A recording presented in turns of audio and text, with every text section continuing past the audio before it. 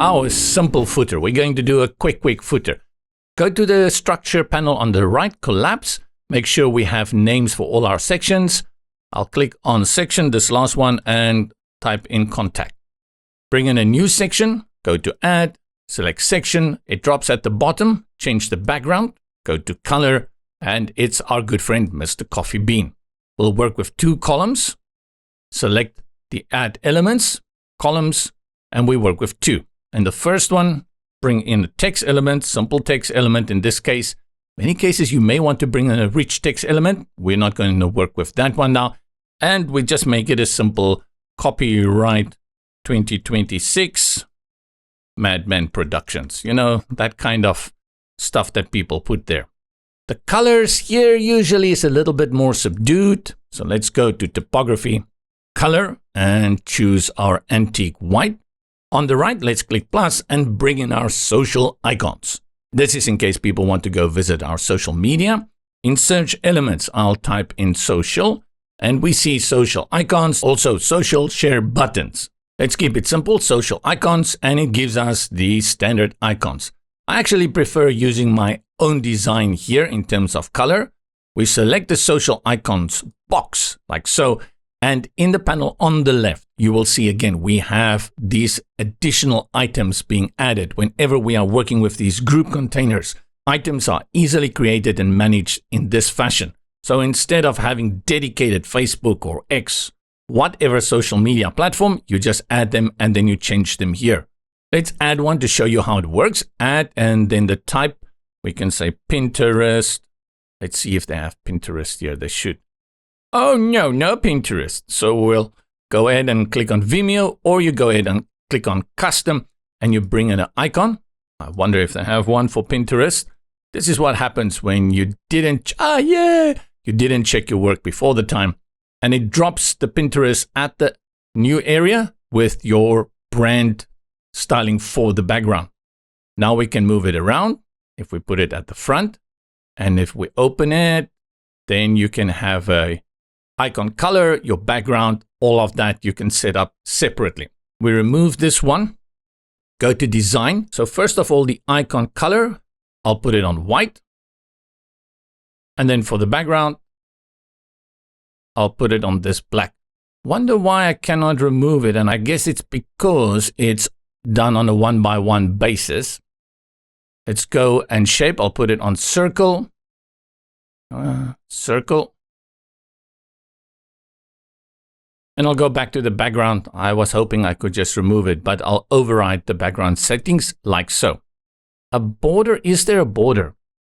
I thought I saw a border, but I realized it's the container box. Then you have the layout, which will give you that option to put them vertically or horizontally, and then space between. Effect, if you want to add some effect, and there's a small little hover there. That's actually pretty nice. And now the only other thing I will change here is to select the column, go to layout, vertical, and put it to the right. So it's nicely flushed to the right. The other thing I will make sure of also is that it's in the middle vertical, and the same for this column. I'll go to layout and just put it in the middle. So we can have the text in line with the icons.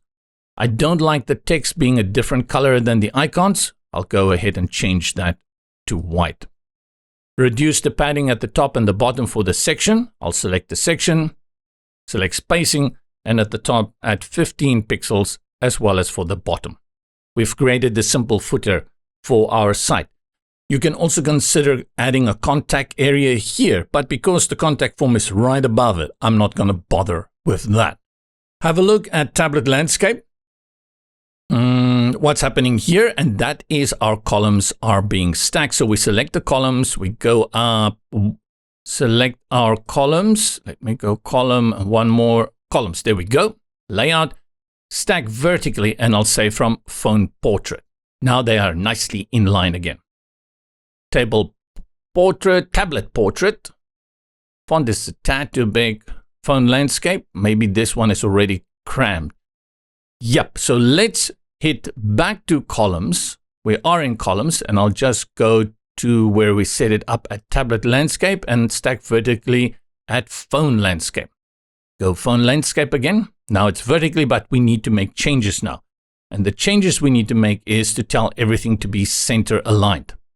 First thing I'll do is go to spacing, and there where it says column gap, add 0. 0 is maybe too much, 15. And the next thing I want to do also under layout reverse order, we should have the copyright at the bottom. So this is from phone landscape. Click in the first column and we align everything to the center, as well as for the second one, alignment. We can just align, go to columns, also center, and select a section. Go to spacing for the bottom and add more pixels here. 25 pixels. I'll just select the main columns again. I think I still want to reduce that column gap. 5 pixels. Next one is our phone portrait, and that should look fine. Save. Let's hop on over to Sizzy and see if the magic has transpired there as well. Reload the page. This one is squashed. Yeah, that's what I said earlier. It works okay on a tablet device, but I have to go override it. I didn't look carefully at this one. But let's have a look at the footer at the bottom, and then I'll fix that one. And the footer looks good everywhere because this is so simple. A nice one that we've achieved here. Let's go and fix this one quickly. And while I'm here, this was the columns container. So go up to columns, and for the width, I'll put it on percentage 100. And no, but 90. And save. Make sure that worked well. Good. We are done here. Let's go work on our header.